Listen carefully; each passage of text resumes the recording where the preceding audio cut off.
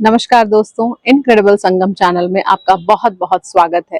जैसा कि आपको पता है, हमने पिछली श्रृंखला में एपिसोड में हमने श्री सुरेश पांडे जी के कविता संग्रह मुस्कुराता रूप तेरा में से कुछ कविताओं का वाचन किया था। आज भी मैं आपके सामने उन्हीं चुनिंदा कविताओं में से एक प्यारी सी कविता लेकर आपके समक्ष प्रस्तुत हुई हूँ। आइए कविता का वाचन करते हैं, उसका अर्थ समझते हैं और फिर से उस इंद्रधनुषी रथ पर सवार हो जाते हैं जहां पर हमें श्री सुरेश पांडे ले जाकर भ्रमण करवाते हैं। और मैं भी उनके साथ जो है कविताओं के साथ साथ बहती चली जाती हूँ और मैं चाहूंगी कि आप भी मेरे साथ आइए और आनंद लीजिए। चलिए कविता शुरू करते हैं। कविता का शीर्षक है आग की चिंगारियों पर। ऐसा लग रहा है कि आग की चिंगारियां निकल रही हैं, लेकिन कविता में जो आज हमारा नगर है, हमारे शहर हैं और हमारे गांव हैं, किस प्रकार से प्रदूषित होते जा रहे हैं। गांव तो फिर भी अभी बच गए हैं, लेकिन हमारे नगर जो है प्रदूषण की चपेट में इस प्रकार से आ गए हैं कि हमारा जीवन जो है बड़ा ही बोझिल हो गया है।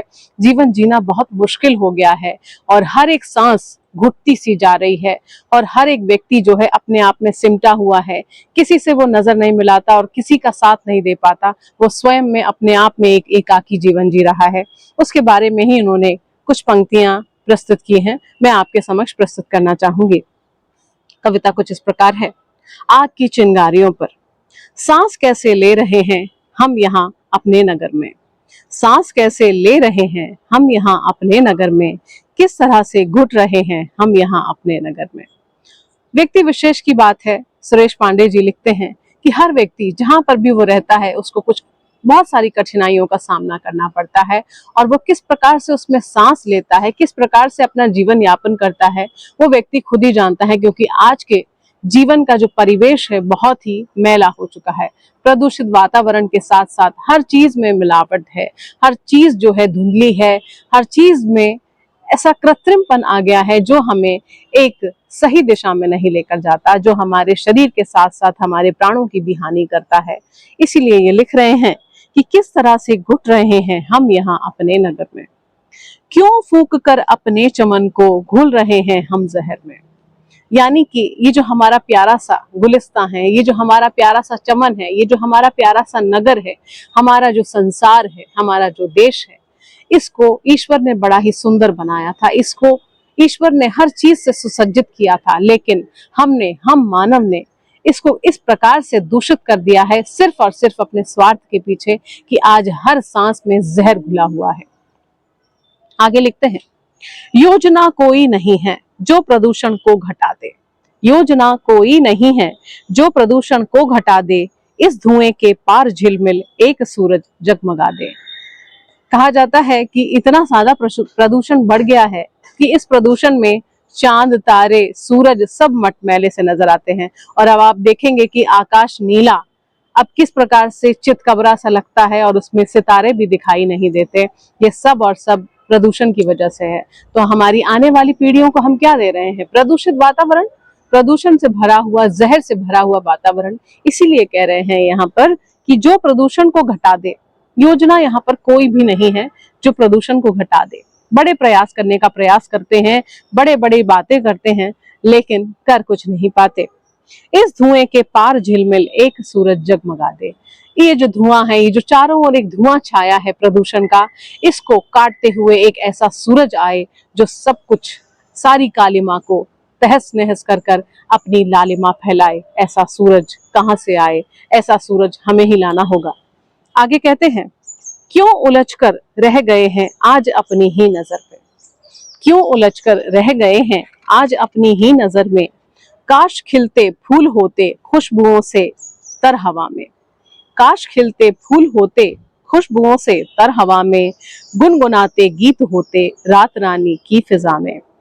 आज फूल भी जो हैं खिल नहीं पाते। आप देखेंगे, जो आप कश्मीर की वादियों में चले जाएं, कश्मीर की वादियों में बहुत कम प्रदूषण पाया जाता था पहले, लेकिन अब वहां पर भी जो है प्रदूषण की भरमार है। वहां पर आपको अनगिनत जो है पेड़ पौधे बहुत ही अलग अलग किस्मों के मिलेंगे, बहुत ही अच्छे किस्मों के फूल वहां पर पैदा होते हैं जो हमें पठारी क्षेत्रों में देखने को नहीं मिलते। उसी के बारे में कह रहे हैं कि काश खिलते फूल होते खुशबुओं से तर हवा में। यानी कि यहाँ की जो हवा होती, बयार होती, उसमें जितने भी गुलिस्तां में फूल लगे हैं उन सब की खुशबू जो है समाई होती। लेकिन आज तो यहाँ पर क्या है, सिर्फ और सिर्फ पेट्रोल की बदबू है, केमिकल्स की बदबू है, जिसकी वजह से हम अपनी पीढ़ी को तो कुछ दे ही नहीं पा रहे हैं, उनके स्वास्थ्य की भी हानि कर रहे हैं और स्वयं के भी स्वास्थ्य की हानि करते हुए हम सिर्फ और सिर्फ, मानव किसके ढेर पर बैठा है, मानव जो है ऐसे ढेर पर बैठा है, राख के ढेर पर बैठा है जहां पर वो कभी भी धराशाही हो सकता है, उसका कोई जीवन का पता नहीं है।